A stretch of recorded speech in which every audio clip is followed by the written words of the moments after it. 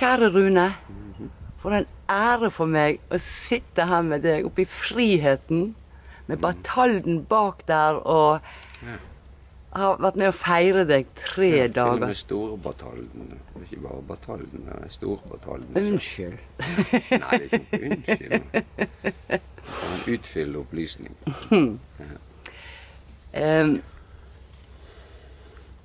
Jeg vil starte med, hva som gjorde at du ble psykolog?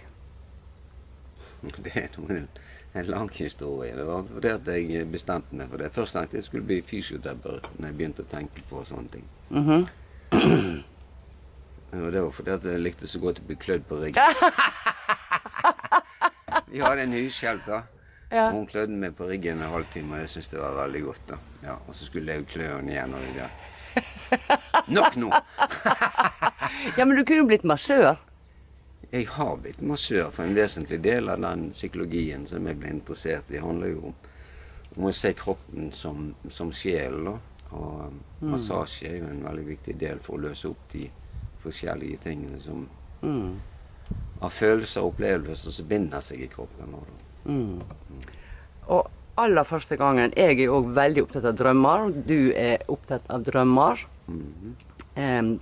Alternativmessig i Grieghallen, natt til lørdag så drømte jeg at jeg skulle stå der med en mikrofon i en paneldebatt.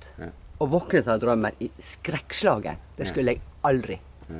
Kommer jeg inn døren i Grieghallen, og så Eivind Solum sin høyre hånd kommer bort til meg. Eivind Solum ligger på hotellrommet. Han kan ikke lede. Han har sagt at jeg skal spørre deg. Så åpner jeg kjeften for å si nei, og så kom det ja. Det var jo du som var lederen den dagen. Du liker jo det.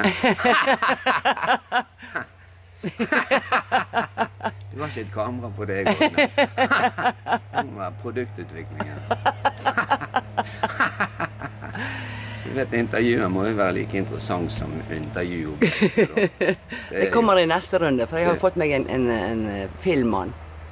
Og da skal vi ha 2 kameraer. Da blir vi enda mer profesjonelle. I panelet der satt du, Else Egeland husker jeg, og vi kom inn på emnet Friskhus. Og da tente jo jeg på alle pluggene. For det har vært min drøm også. Ja, Friskhus er jo liksom det som jeg har vært opptatt av, at hvis du skal ha et sted som skal være helbredende og være godt for mennesker, så må det være omgivelser. Det må være et sted som det er naturlig å bli frisk og glad på en måte. Så hele ideen om Friskhus for meg er jo ikke å se folk syke, men se de friske. Det potensialet som er i sykdommen, så du kan transforme til livsglede for det. Energien og følelsen er på en måte det samme. Du må bare begynne å strekke det mot solen og livet ditt, så begynner vidunderlige ting å skje. Så viktig du sa nå. Flott at du kan snakke litt høyere, sånn at alle som ser kan høre hva du sier. For du har et viktig budskap. Ja, det er velfortjent. Yes. Ja. Og du er jo blitt en visere og klokere mann mot 70-årene. Vi ble jo enige om at vi skulle møtes mer, for vi hadde sånne felles drømmer. Det var ikke så veldig lenge etterpå det jeg fikk min kreftdiagnose. Og så ringte du meg akkurat angående omkring dette her med Friskhus. Og så sa jeg, vet du hva Rune, jeg har fått meg en brystkreftdiagnose. Og så sier du, skal jeg si det du sa? Ja, altså, jeg husker ikke ordet, men jeg kan jo i hvert fall si det noe sånn at ja, men ok, da blir du ekspert på det å få kreft, og får du den opplevelsen. Og en ekspert er jo da en som har en erfaring, ikke en teoretisk kunnskap om noe, men det er rett og slett ekspertisen kommer av at du har erfart en opplevelse da, og da kan du dele den med andre, og hjelpe andre med den. Nemlig. Jeg valgte jo å gå en utradisjonell vei, og sa nei til at jeg skulle fjerne brystet, gi meg stråling, cellegift og antihormontabletter. Da var det veldig mange som ble veldig redde. Jeg måtte kutte de ut, for jeg kunne kjenne deres frykt. Så da hadde jeg 5 stykker som støttet meg 100%. Og 2 av de var deg og din fantastiske kone Grete. Så jeg husker jeg fortsatte med veldig ofte dialoger på telefon. Og da hadde jo du og Grete åpnet Friskhus her i Florø. Ja. Og det kalte vi Villa Magnolia, ut av nettopp en stor drøm som Carl Gustav Jung hadde i 1928, da. Som var satt i Liverpool, da, til tross for at, så vidt jeg vet i hvert fall, så har Carl Gustav Jung aldri vært der da. Men drømmen var liksom satt i Liverpool, og det handlet om en slags mystisk drøm, da, som på en måte kulminerte omtrent der så Lipa etter hvert, altså der som Paul McCartney og John Lennon gikk liksom i sin tid. Og min data Hill også etter hvert. Så, men når jeg kom ned til Matthew Street da, så var jeg i Cavern, og så gikk jeg langs Matthew Street der, og så var det plutselig en gang til en pub der. Og det var en byste, faktisk av Carl Gustav Jung. Wow. Og der stod det Liverpool is the pool of life. Wow. Og det var liksom essensen i dette. Det var en opplevelse som Jung fikk i den drømmen, at vi er mye mer enn vi tror nå. Jeg kan ikke fortelle hele drømmen nå da. Jeg vet ikke om jeg husker en gang. I hvert fall ikke alt. Ja. Så det var grunnen til å ta Villa Magnolia da. Pluss at det er en vakker blomst og når denne drømmen kulminerer, så er det fordi at i senter i verden, i senterbildet, Liverpool is the pool of life, liksom, så er det en magnolia-blomst som inneholder alt det du trenger i livet. Wow. For å vite ting og for å helbrede den du er. Wow. Så du og Grete leide dere inn, eller kjøpte dere huset? Jeg har faktisk jobbet i det huset i 3 forskjellige omganger. Jeg har leid forskjellige deler, fordi at jeg ble så forelsket i hagen. Jeg synes hagen er så viktig for helbredelse. At folk kan bevege seg i et naturlig hagerom, da, som er inspirerende, som gir rom for forskjellige typer samtaler og opplevelser og sånt. Da. Så jeg var faktisk leid der i 2 forskjellige økter, og så kjøpte vi det til slutt. Da. Så da brukte vi hele, og da var det som regel 6-7 som bodde der hele tiden. Og det var meg og Gedd som jobbet der, og vi hadde en kontorhjelp på halv stilling, og det var alt vi hadde. Og de bare bodde der, de stelte huset sitt, laget maten sin, stelte rommene sine. Så... Kunne til og med få hunden med. Ja. Kom som du kom som en venn. Alle som en. Ja, så jeg la meg jo inn 2 ganger. Ja, og det har vært... Det var meget tungt tilfelle.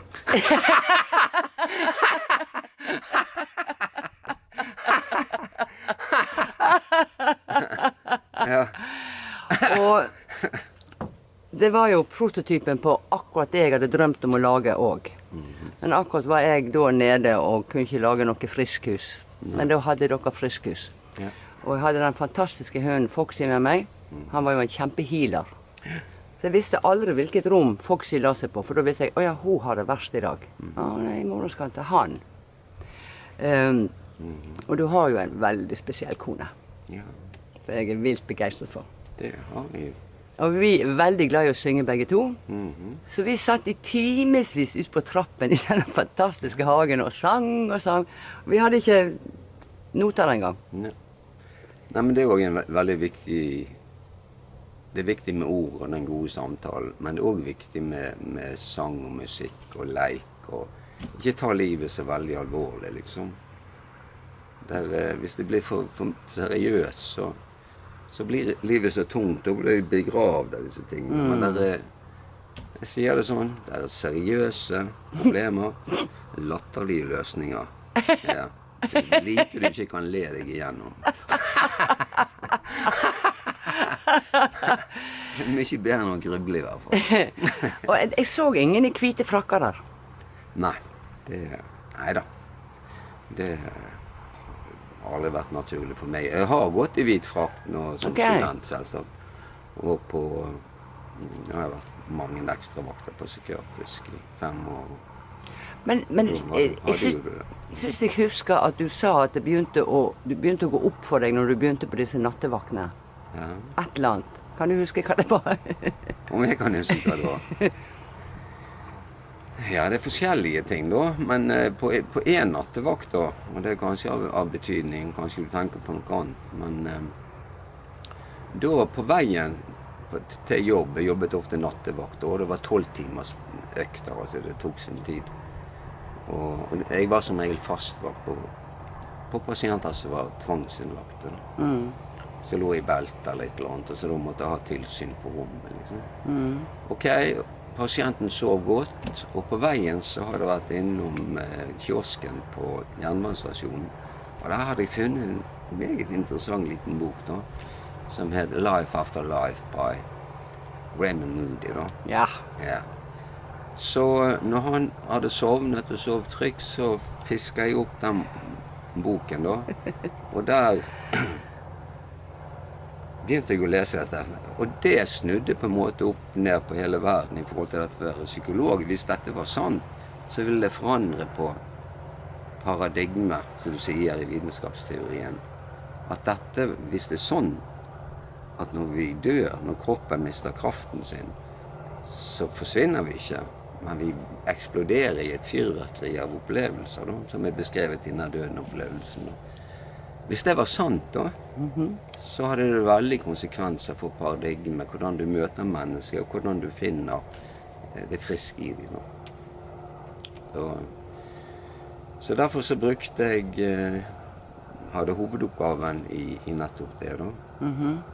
Jeg hadde håpet å få laget til en studie på en sånn akuttavdeling, der ideen var å se om de faktiske såkalt objektive tingene som folk opplever når de er ute av kroppen sin og ser ned. Stemmer dette? Kan jeg bekrefte dette med de som var til stede, liksom? Så, men det fikk jeg aldri til, da. Så da ble det en teoretisk studie av det, da. Ja, og en analyse av hallusinasjonsbegrepet. Hva mener vi med en hallusinasjon? Hva er forskjell på en hallusinasjon og det meg og deg opplever? Ja, fortell! Som er helt klart og tydelig. Jeg er veldig glad for at du nevner dette med reinkarnasjon. For jeg tror ikke jeg hadde klart å komme meg igjennom hat, raseri, sjalusi og savn av ungene hvis ikke det hadde vært min sannhet i mange, mange, mange år. Pluss at jeg har jo vært regresjonsterapeut. Og nå er det jo blitt stuerent. Men det var ikke helt stuerent når du innførte det. Er det blitt stuerent, ja. I didn't know. Jo, det er jo mange som driver med det. Ja, sånn, ja. Men hvis du tar på deg psykologtittel, så tror jeg du ikke skal kalle det det. Eller da må de ha forhånd, og derfor jeg mister min Ja, men jeg er bare en husmor, jeg, så det er ikke så farlig. Ja. Ikke så godt avskilt til deg. Hun setter på seg nytt skilt med en gang. Men du fikk jo til og med Raymond Moody til å komme til Florø, stemmer det? Hva? Jeg fikk de ikke invitert? Ja, fortell. Marie Sandemo? Ja, men Raymond Moody Raymond Moody, ja. Ja, jeg har fått mange til Florø, fått mange til Oslo, fått laget mange holdt på å si konsentrasjonsleirer. Jeg tenkte konferanser, da. Men den første store konferansen om nær-døden-opplevelsen, den skjedde jo i Florø i 1987, da. Da hadde jeg overført vært på en vitenskapelig konkurranse i Sulitjelma av folk som er gode på familieterapi og vitenskapsteori og kybernetikk og sånne ting. Og mange av de tingene, så jeg skal ikke snakke så mye om det her, men to av de som jeg var mest interessert i skulle reise til Sulitjelma, så det gjorde jeg også, liksom. Hans von Förster og Humberto Maturana og flere til. Og så når jeg kom tilbake, hvis de får til det til der ute i Sulitjelma, så må jeg få til å lage en konferanse om nær-døden-opplevelser i Florø. Ja. Og testen på det hele var det at 14 dager etterpå så skulle jeg møte Raymond Moody, for det var akkurat liksom den andre boken skulle komme ut, og vi hadde bøker på samme forhold. Wow! Så da testen var det, hvis han sier ja, så går jeg i gang. For da var jeg, Ok, jeg møtte Raymond, og det første han sa, I come. Men så forsvant han. Ja, og så forsvant han, det stemmer. Og siden så hørte jeg ingenting fra ham. Nemlig. Overhodet i det hele tatt, som min mor ville sagt. Ja. Så, og jeg ante ikke om han kom en gang, men han kom da med siste fly, og det gikk kjempesent da det skulle starte. Han skulle starte hele konferansen klokken 9 om morgenen. Og så fikk jeg da, ja, han har akkurat kommet nå, klokken 12 om natten. Ja. Og når jeg senere besøkte han der han bodde da, så skjønte jeg hvorfor da. Jeg hørte. Ja, for det at bilen hans var full av uåpnet post. Han hadde kontakt med avdøde, men han åpnet ikke posten. Nei, faktisk. Og i den tiden vi var der og besøkte han, så ryddet han opp i bilen, og vi fant nederst. Der var jeg faktisk... Ikke si det til noen. Ikke si det til noen. Jeg er tett som en sil, kan bare snakke i meg. Nei, der var det faktisk en maurtue. En maurtue? Ja, dette var området sant, med slanger og maur og små elver. Han bodde i en gammel mølle da. Ja, wow. Fantastisk det. Ja, han er en sånn god skolert fyr, god mann da. Og han er altså så flink, han kan så mye. Han er jo utdannet både i filosofi og medisin da.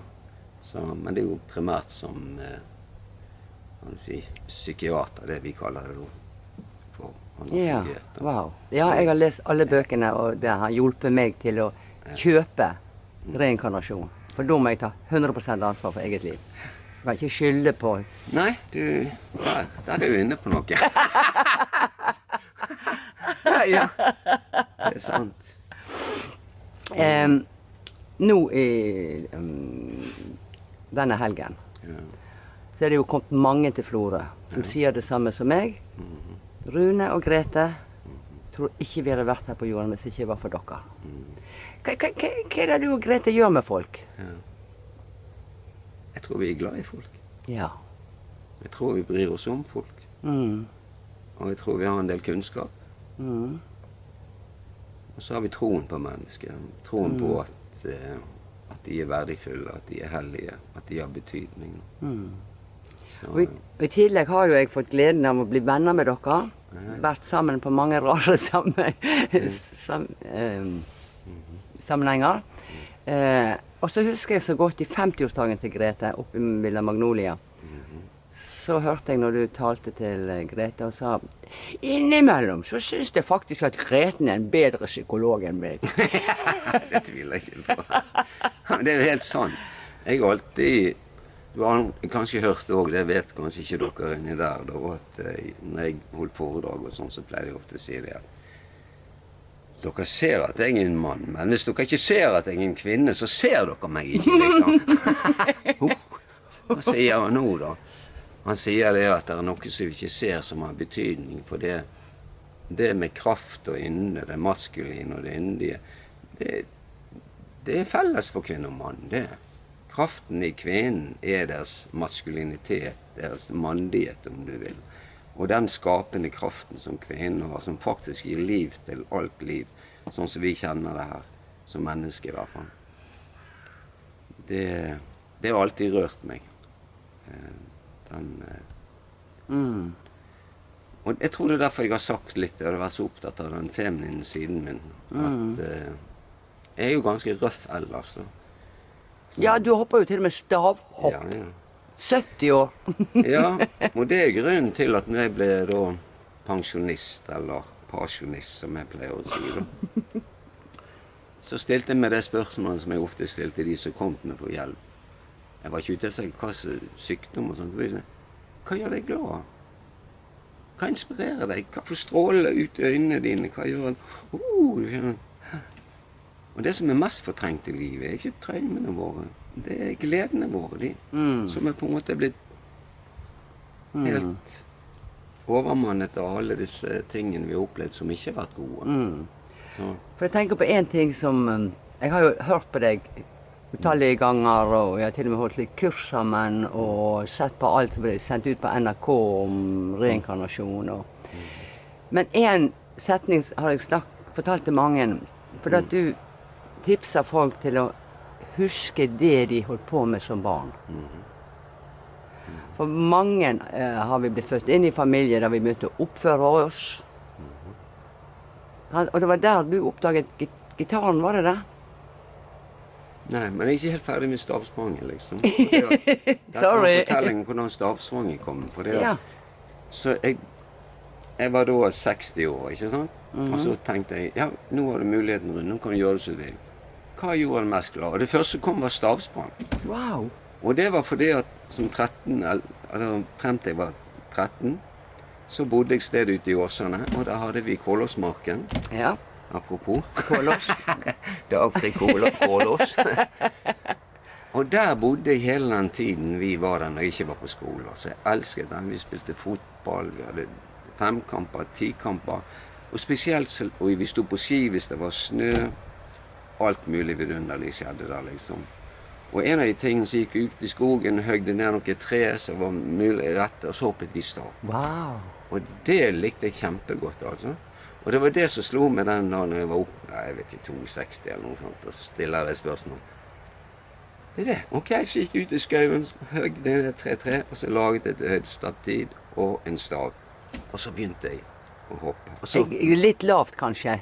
ja, 1,40 eller et eller annet. Noe sånt. Ok. Ja, ja. Dette er ikke sånn proffstaff som du ser på friidrettsstadion. Dette her er liksom mer enkle forhold. Det er ikke et madrass å hoppe på. Jeg hopper Du bare tar sånn. jaggu med sjanser. Nei da, det er jo helt fint. I Ok. hvert fall bortsett fra en gang. Ja. Jeg skal ikke bytte her. Nei, det. Men i alle fall, så begynte jeg, og så fikk jeg den følelsen igjen, for det er følelsen som er så god. Ja. Stavsprang er en litt sånn interessant teknisk øvelse. Han er litt nifs, for går det gale, så kan det gå skikkelig gale. Det gjorde jo det en gang, men jeg skal ikke skremme seerne sånn tidlig i programmet. Vi får ta det neste omgang. Ja. Kommer på neste intervju. Ja. Og det har du bare ikke klart å slutte med. Nei. Selv om jeg da var nær døden en gang nå. Jeg kan komme inn på det så vidt, og staven bak. Ja, og det ble helt stille. Den første ideen var liksom, dette var en dårlig idé, Rune. Andre var, dette kan ende med begravelse, dette kan ende med rullestol, det kan kanskje være det går rimelig bra. Og så ble det helt sort, mistet bevisstheten opp i luften. Og nå kom til meg selv igjen. Der kom det likevel. Kom igjen. Du skal fortelle det i neste episode. Ja, så lå jeg da ned på... Må gjøre folk interessert. Så lå jeg der da, og kom til meg selv igjen etter hvert. Og skjønte at jeg var i live, jeg var fortsatt Rune. Men skjønte jeg var skadet også da. Og så lå jeg der lenge og vurderte skadeomfanget da. Skjønte at begge beina var ok, og en armen og skulderen, men hele området her var helt maroder da. Og ifølge Grete så brukte jeg 1,5 time for å stable meg opp på en stol hun kom med da. Og så brukte jeg 1,5 time å sitte der, og så kom det... Here we go again.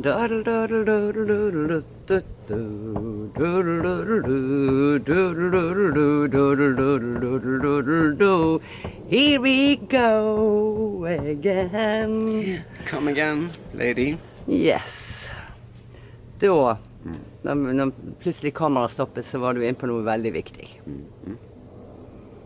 Ta ansvar for alt som skjer. Ja, det var spørsmål dette du spurte om lisensen og alt det der med å miste psykologtittel og sånt. Og det var jo en heftig, forferdelig opplevelse. Samtidig så hadde jeg da tatt et standpunkt i livet, sånn at uansett hva som skjer i livet, så kommer livet fra innsiden utover, og det som skjer er på en måte mitt eget valg da. Det kan høres kanskje rart ut for andre da. Men i alle fall, og det var rart for meg å gå, og det er en ganske skremmende tanke da. Men det var jo det som var det viktigste budskapet når jeg studerte denne døden-opplevelse, at det finnes en opplevelseskvalitet inni oss som er helt uavhengig av kroppen vår, liksom. At det som skjer med kroppen er på en måte ikke så viktig som vi tror, liksom. Fordi at det som vi som mennesker er, det blir ikke mindre når vi dør, eller blir utslukket, i hvert fall ikke i min forståelse av det. Det ekspanderer, og vi kommer i kontakt med det som vet mer, det som har overblikk, og det som fred. Og da må du slutte å angripe. Altså, fordi at livet trygt, det til å stole på. Og når vi kjenner den tryggheten som i det indre, da, så vil vi vite hva vi skal si, hva vi skal gjøre, og hvor vi skal gå hen. Jeg husker en av de første bøkene som virkelig åpnet opp sinnet mitt. Det var bøkene til Carlos Castaneda om Don Juan. Ja. Det var han som reiste. Han jo forsker på Los Angeles University. Og skulle studere liksom medisinske planter i Mexico, så reiste han ned der. Så møtte han en vismann som het Don Juan. Og han gjorde et dypt inntrykk på han, av forskjellige grunner. Og han ble på en måte tatt i lære, og så fortalte han det han hadde opplevd gjennom Don Juan. Og så spurte han Don Juan en gang om, for Don Juan påstod det samme som meg, at jeg er usårlig. Ingen som kan drepe meg egentlig, og gjøre det selv. Så hvis det står noen bak denne fjellknausen der, liksom, med et skarpla rifle, liksom, og skyter på det, klarer du å stoppe kulen, da? Og så sier Don Juan kaldt, jeg vil ikke vært der. For det er noe inni oss som har et overblikk. Vi vet mye mer enn vi aner, da. Så, og det er litt av tanken, at det er noe inni oss som vet mer, da. Og at gjennom den delen som vet mer, så er det også en naturlig selvhelbredelse. At kroppen og psyken er naturlig selvhelbredende, hvis den får lov å være det. Vi mennesker tåler alt bortsett fra å ikke tåle livet vårt. Vi tåler livet vårt. Vi tåler de påkjenninger vi får, liksom. Men hvis vi blir hypnotisert av det urettferdige og alle de tingene vi opplever på jord som ikke er så positive, så blir vi dratt mot jorden. Og da er det veldig vanskelig å strekke seg mot sol, for alt som lever, det strekker seg egentlig mot sol, da. Helt naturlig i begynnelsen, og så mister vi denne. Så det er tanken da, at, og dette er en viktig del av dybdepsykologien også, for her snakker man om ego-død. Alle mennesker opplever på en eller annen måte noe i løpet av livet, sånn i 40-50-årsalderen, en slags krise i forhold til at vesentlige ting som de har bygget livet sitt på, egoet sitt, personligheten og alt det som betyr mye for dem, det forsvinner. Sånn som det gjorde for meg når jeg var 50, for eksempel. Så, men derfor sier jeg jo det at det er først når vi er blitt voksne at vi egentlig kan føde oss selv. Wow. For det at den personligheten, den vi kom inn, den er noe som vi er skapt for å overleve, for å si det sånn. Mens det finnes en enda mer kraftfull del av oss som er i fred, og som utfolder seg, og som er i glede. Ja. Og jeg tror faktisk at jeg fødte meg selv for 2 måneder siden hos Bent. Da hadde jeg vært helt nede. Og så smalt jeg inn i fødselen. Alle var i sorg når jeg ble født, den 6. jenten. De ventet på odelsgutten. Og så plutselig så kjente jeg at det ble babyen. Jeg begynte å gråte som en baby. Jeg hadde tommelfingeren i munnen, lå i armene til Bent og gråt. Og da kom jeg ut av også det mønstret jeg hadde hatt når alle var skuffet. Og da ble den flinke jenten, sa alltid ja. Og har vært working alcoholic siden. Men nå er jeg begynt å bli lat. Ja, så det er et godt tegn. Du får bare overdrive det. Nei, men det er et godt eksempel på det jeg prøver å si. Fordi at vi tror, altså alle ting som skjer oss, de fortsetter å eksistere. Altså opplevelser virkelig i den forstand at de fortsetter å eksistere. Og hvis vi fokuserer all kraften vår og på en måte det som har skjedd som ikke er bra, så fortrenger vi alt det vidunderlige som er i livet. Og derfor er det viktig liksom å få et fokus på hva er det som gjør deg glad, hva er det som inspirerer, og også se, ok, hvis noe forferdelig som er så smertefullt at du holder på å gå til grunne, så er det godt å vite det at ok, det er ikke mulig å gå til grunne, for du klarer det, det er noe inni deg som klarer det, ellers har ikke det skjedd. Og du kan trenge fagfolk, det er helt greit, men det viktigste er at du trenger deg selv, troen på deg selv, at du har noe inni deg som kan bære deg gjennom. Og hvis du da begynner med stavhopp eller dybdeterapi eller whatever, det ikke så viktig, bare du kjenner at sevjen i livsenergien din begynner å komme opp, og at det er gøy å oppe stav, og det er gøy å leve, og det er gøy å se på jenter og gutter og alt mulig. Jeg har jo vært veldig, veldig, veldig fascinert av så er det stille. Margit Sandemo. Ja. Og leste alle bøkene, og fikk jo gleden av å invitere henne på et seminar på Hamar. Der vi skulle backe deg, alle vi som var glad i deg, og glad i Grete.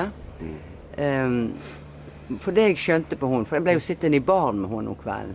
Det ble jo fryktelig morsomt. Ja, det kan jeg tenke meg. Kanskje til og med du ble litt stille av og til. Var det mulig? Han kom hun med pinnene sine. Nei. Hun gjorde ikke det. Og så var helt rå Margit Sandemo hver gang så kom, og alle elsket det da, liksom. Hun gikk rundt i gruppene vi hadde, og sånt, med disse pinnene sine, sånt, og skulle finne hjelper og sånt, og faen. Og så begynner hun. Ja, helt. Men det hun fortalte var at hun på grunn av innholdet i bøkene, så var hun også veldig spirituelle, og så var det mange som kontaktet henne, som hadde paranormale opplevelser, og hvis de da fortalte til legen, så sa de at må slutte å meditere, eller det er bare tull. Og da sendte hun de videre til deg. Ja, stemmer det. Så hun var jo veldig, veldig glad i deg, og veldig fortvilet når du mistet lisensen din. Men jeg glemmer aldri, for jeg fikk æren av å spørre henne, hva skal foredraget ditt hete, Margit? Foredrag? Herregud, det er så kjedelig. Jeg har aldri holdt et foredrag i hele mitt liv. Så jeg kan ikke huske hva Margit Sandemo skal dele et eller annet, tror jeg skrev på programmet da. Og det hun da skulle få dele, det jeg ville dele, det var at hun kom med alle naturpilleglassene sine. Og det var det et eller annet med blod å gjøre, det var en av naboer som sagt du måtte ta det, og det var det en eller annen venn som hadde sagt det var godt, og så var det en rekke da oppe på talerstolen. Og så sa hun, og så har jeg fått et jättegodt råd. Og det er et glass rødvin for dagen. Og heldigvis er jeg ikke god på å telja. Hun hadde jo bare med dunderlig humor. Ja, hun hadde. Men angående din spirituelle oppvåkning, kan du huske, har du fått det fra din mor og din far? Altså, jeg vokste opp etter krigen. Født i 1952. Men vokste opp i en familie på både far og mors side, som liksom var på rette side av krigen, liksom. Og alle var i sin prime, og alle hadde greier på gang, liksom. Vi bodde midt i Bergen, og vi hadde alt vi... Jeg ble født opp på Domkirkeplass. Min far kom fra Øregaten 19. Min farfar hadde pølsebod i Steinkjellerbakken. Jeg begynte skolen på Kristi Krybbe, liksom. Fløibanen. Så hele min barndom ligger liksom i fløykjellet på en måte. Og alle sammen hadde ting på gang da. Så det spirituelle var ikke viktig da. Da var det liksom... Nå var det begynt å bli slutt på rasjoneringen. Min far kjøpte bil i 1959, så det var, ting var begynt. Det var veldig optimisme, og det var mange forskjellige ting. Vi hadde alt vi trengte. Så det... Men, så vel å si, men som barn så hadde jeg nok en spirituell greie. Men det er alt for langt å fortelle alt det da. Men jeg var veldig glad i... Vi hadde en tante Jenny, og hun var ikke så opptatt av ting og materie og alt dette. Hun var opptatt av Jesus da. Wow.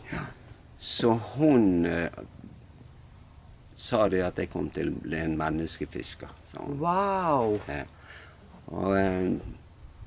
Og det var jo for hun ga meg spesielt en bibelhistorie som rørte meg veldig. Det var veldig sterke illustrasjoner og korte fortellinger. Stort sett fra det gamle testamentet, tror jeg. Og om for eksempel den barmhjertige samaritan og flere sånne drømmehistorier. Det var mange av de som gjorde inntrykk på meg. Så jeg hadde den barnetroen, men jeg mistet den jo etter hvert som jeg vokste opp i den kulturen som vi lever i, da, som bare tror at det fysiske er virkelig, og det vi ser og kan ta på, liksom. Og materialismen. Ja, så adopterte jeg det livssynet, liksom. meldte meg ut av kirken og forskjellige sånne ting. Men jeg har alltid vært søkende og har ikke lukket igjen døra da. Så, og når dødenopplevelsen som jeg fortalte om i sted, eller studien av dødenopplevelse kom frem, at det fantes i menneskesinnet, så revolusjonerte det hele, for da ble den barnetroen jeg hadde vitalisert på en helt ny måte da. Så nå på 70-årsdagen så overrasket jo alle med å si at det er en godt skjult hemmelighet at meg og Grete, som jeg kaller Lady Sela, har et godt øye til Jesus. Og så sang jeg Jesus lever, graven brast. Vi sang den alle sammen faktisk, for jeg hadde den i allsangheftet vårt. Ja. Ja. Og det grunnen til det er det at han som har skrevet Jesus lever, graven brast, det er jo Nils Johan Brun, er ikke det han? Var det Nils? I hvert fall Nordahl Brun, et eller annet. Ja. Han var domprost i Bjørgvin på slutten av 1700-tallet og begynnelsen av 1800-tallet, tror jeg. Og han skrev jo den låten der, og der som jeg bodde, da så jeg rett på domkirkeplass da, og inne der befinner han seg.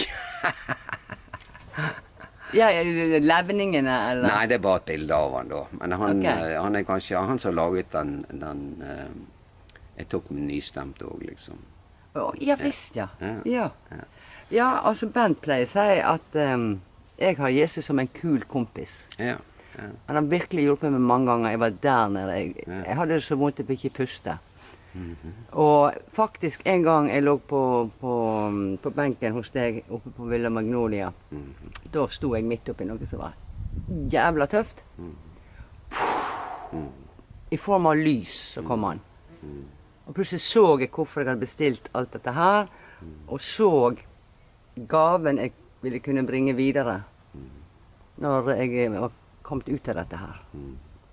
Så jeg er fortsatt utmeldt av stavkirken. Men jeg har jo vært i Israel 2 ganger. Jeg har stått på vannskip på Genesaret selv. Jeg hørte noen kikk på mannene der, men det ble mye bråk av det der greiene. Ikke fortell det til noen. Nei.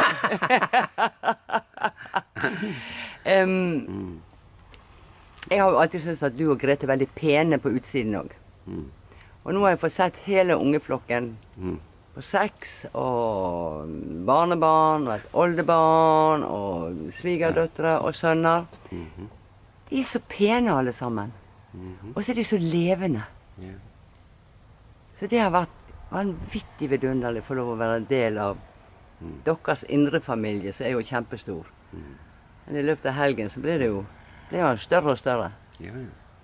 Nei, men det er sånn det er. Altså det som er det forbausende, og det er ikke bare i dybdepsykologien, men vi vet også i kvantefysikken og fra den nye vitenskapen som kommer, og den revolusjonen som har vært i verdensbildet, så vet vi det at det er så mange nivåer av kunnskap inni oss som alltid er der da. Så vi vet mer enn vi aner. Og så den bildet av verden der, at det faktisk tankene, som Niels Bohr for eksempel, berømt dansk fysiker, sier at hvis du ikke er blitt sjokkert, så har ikke du skjønt kvantefysikken, for den snur opp ned. Den sier det at verden kommer innenfra. Det er jeg og du som skaper den virkeligheten vi opplever. Og i der ligger mirakler av liv, liksom. Oi. Vi er midt i mirakler akkurat nå, unge mann eller dame. Ja. Inklusive Dagfrid og meg selv, da. Og det er sånn evig mirakel. Det er jo det som er så optimistisk i dette nye livssynet, at det finnes ingen død. Så det finnes bare, som jeg sier ofte, at døden er full av liv. Grunnen til at vi ikke føler har noen kontakt med det, fordi at vi har så mange tanker og forestillinger, og jeg kaller det fordommer, om at det er mulig. For det har jo hjulpet meg enormt når jeg har mistet noen jeg er veldig, veldig glad i. I de fleste tilfeller så har jeg hatt kontakt, sånn som med pappa hadde kontakt i 9 måneder. Og så ringte Willy Mæland meg av alle, og sa han hadde fått en beskjed at han måtte ringe meg, at nå måtte jeg slippe kontakt med pappa, for han skulle gå videre. Men han ville ikke, for han syntes det var så fantastisk å ha denne der linjen ned på jorden. Så døden har blitt totalt forandret for meg. Ja, det er ikke noe skille mellom oss egentlig. Det er jo det som er budskapet fra for eksempel denne her berømte hulelignelsen til Platon. Da. Det at vi sitter inne i en hule, og vi ser bare skygger av ting som er uvirkelige, da, men vi tror de er virkelige. Da. Og det er jo et bilde på hva vi ser med sansene våre, der vi ser bare en liten del av virkeligheten, men ikke den egentlige virkeligheten. Så den har vi på en måte glemt, da. Og det er jo det det handler om, at er det mulig å vekke det opp igjen hvis det finnes, da? Kan du leve med en glede inni deg så lenge den i kroppen lever og går på jord, liksom? Det tror jeg. Jeg tror vi har en annen ting til felles, og det er fascinasjon av regnbuen. Altså, jeg kan huske helt fra jeg var liten, og kan jo det var historien om at det var en kiste med gull i enden der. Jeg vet ikke hvorfor, men jeg er like fascinert i dag. Og du også? Ja. Kan også si at regnbuen er jo, altså når du har sjelreiser, det er mange måter å gjøre det på, da. Men den metoden jeg bruker er den som på en måte vokser ut av det man kaller den psykodynamiske tradisjon. At kroppen vår på en måte har, skal vi kalle det minne eller spor av andre historier, da. Så har du symptom eller plage, så reiser du på en måte på det, da. Så det er liksom det viktige at du kan reise også på regnbuer i forhold til det. Du kan bruke symboler, ikke bare på det som kroppen har av symboler, da. Men regnbuen, når du reiser over regnbuen, og på andre siden av regnbuen, så er det liksom en skatt. Og Carl Gustav Jung mot slutten av livet sitt, han sa det at han døde i 1961, at jeg er skuffet at jeg ikke har klart å fortelle til min samtid, til vitenskapen, til folk flest, til religionen, at inni et menneske bor det en skattkiste som inneholder alt det de trenger for å leve sitt liv. Og det er litt på det som jeg føler har vært min oppgave. Når du oppdager den skattekisten, da, og det skjedde jo første gangen med møte med Raymond Moody, er dette mulig? Det var liksom, Woof! Er det det som skjer? Blir vi mer virkelige i stedet for mindre virkelige, eller ingenting, liksom, når vi mister kroppen? Altså, spesiell tanke, da. Ja, og jeg synes jo, altså, jeg har jo intervjuet Elinor Markerskar. Hun var jo død 25 minutter på operasjonsbordet. Hun tørte jo ikke fortelle noen hva hun hadde opplevd. Det gikk flere år før. Men de tre som ga hun budskap fra andre siden, de har jo fulgt med henne. Og jeg har til og med overnattet hos henne på Slottet. Og jeg så de der tre grå skikkelsene som gikk rundt. Så det er ganske magisk hva som er mulig. Helt enig. Ja. Kom opp her, skal dere få være med på film. Må du håpe høyt. Ja. Essens. Ta ansvar. Det liker jeg jo, for jeg er jo veldig... Ta ansvar, jeg føler ikke så godt det der ansvar. Jeg føler glede. Vær glad i deg selv. Vi kom til verden for å elske hverandre. Vi ikke kom til verden for å finne feil. Vi vet godt om feilene våre. Og det å se folk friske og gjøre folk gode, ha en gode samtaler, ha gode interaksjoner, det vekker disse andre dimensjonene som, når vi bare kriger, så er det det som kommer frem i sinnet, ikke sant? Da er det sinne, depresjon og alt mulig. Men når vi elsker, kjærleiker med livet, da, ta det med en klype salt. Det er ikke så alvorlig, liksom. Du er akkurat den du skal være. Du er ikke sånn som andre skal ha deg. Du kom til verden for at du skal gå dine steg i sanden, rett og slett. Du kom til verden for å være deg selv, for å være den gaven du er til livet. Ta imot den og være stolt av den, uansett hvem du er. For det som har vært min jobb, spesielt gjennom pandemien, og jeg tør jo ikke se på nyheter. Og hører ikke på radio lenger, og jeg føler at det er hjernevasking. Så jeg fortalte i går til en venninne at jeg sender kjærlighet til Putin, og jeg sender kjærlighet til Donald Trump. Er du riktig klok? Ja, jeg tror det. For at jeg føler da, når jeg mediterer mye og er mye for meg selv, og da kan jeg styre tankene på en måte.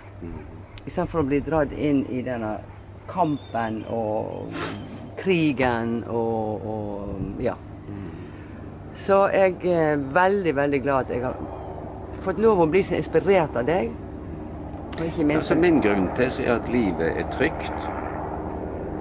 Og at uansett hva som skjer, så kan ingenting skade meg. Altså, for det at vi er ikke... Nå må snakke høyere, for nå slåss vi med et helikopter her oppe. Ja. Men det kan forstyrre, det kan rive opp i ting. But I keep going on. I was a highwayman along the coast roads I did ride. Sword and pistol by my side. Many a young maid lost the bubbles to my trade.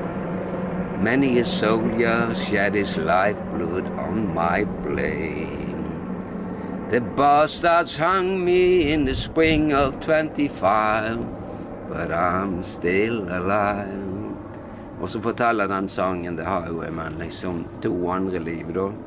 Ene var det Sailor, neste det Danville, og til slutt så han inn i fremtiden.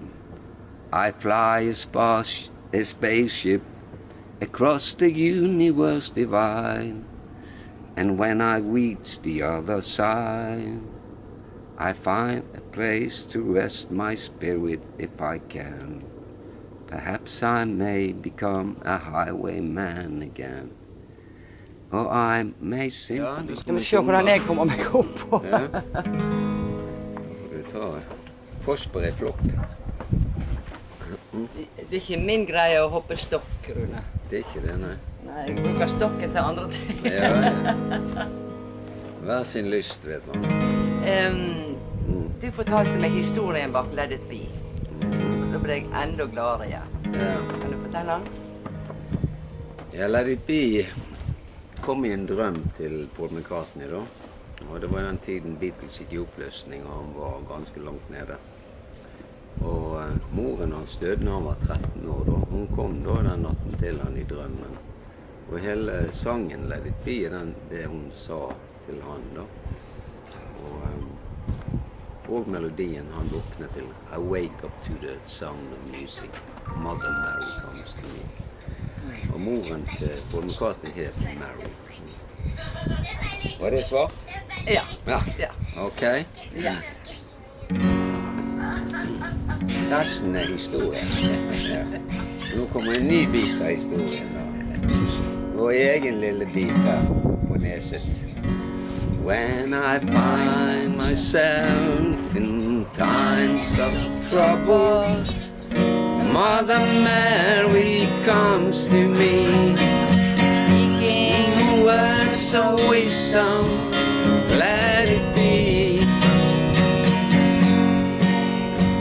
And in my hour of darkness, she is standing right in front of me, speaking words of wisdom, let it be.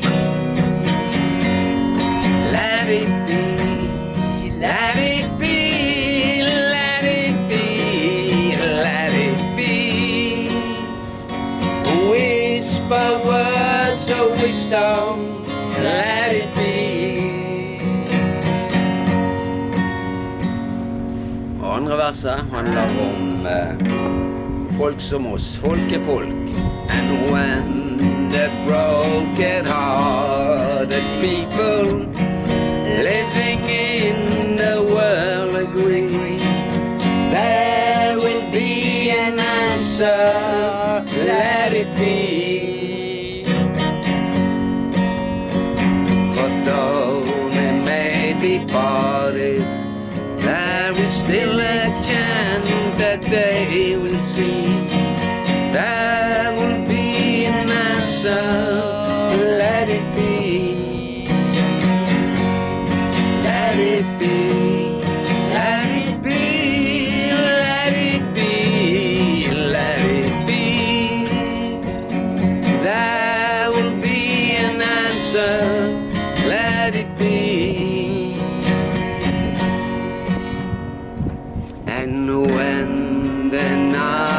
slowly. There is still a light that shines on me. Shine until tomorrow, let it be.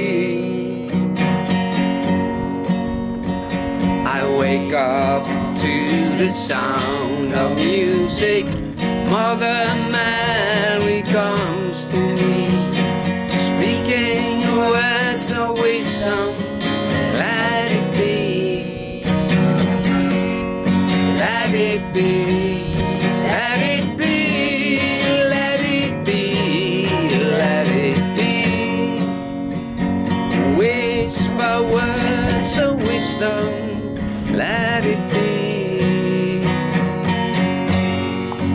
Let it be, let it be, let it be, let it be. There will be an answer. Let it be.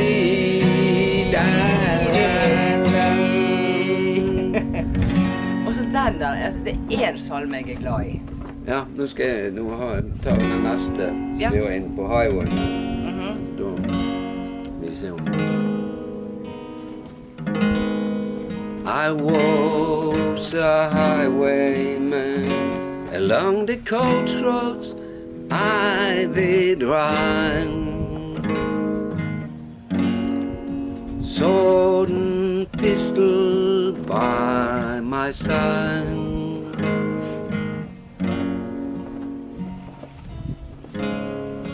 Many a young maid lost their bubbles to my train. Many a soldier shed his lifeblood on my plane. The bastards hung me in the spring of 25. But I'm still alive.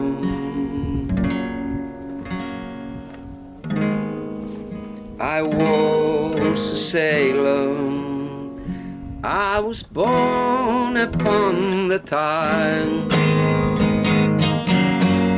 and with the sea I did abide.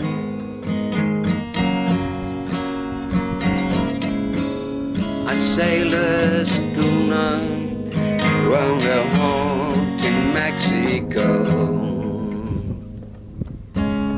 I went aloft and furled the mainsail in a blow. And when the yards broke off, they said that I got killed. But I'm living still. Kom hit til tredje livet. I was a dam builder across the river deep and wide, where steel and water did collide.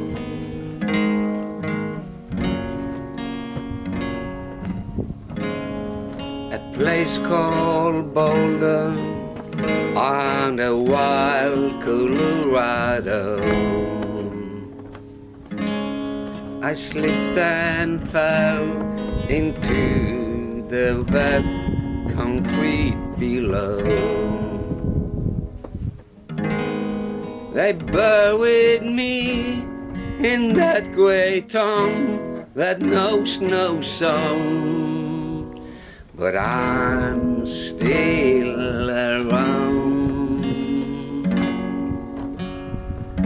I'll always be around and around and around and around and around. Så går vi inn i fremtiden. I fly a spaceship across the universe divine, And when I reach the other side,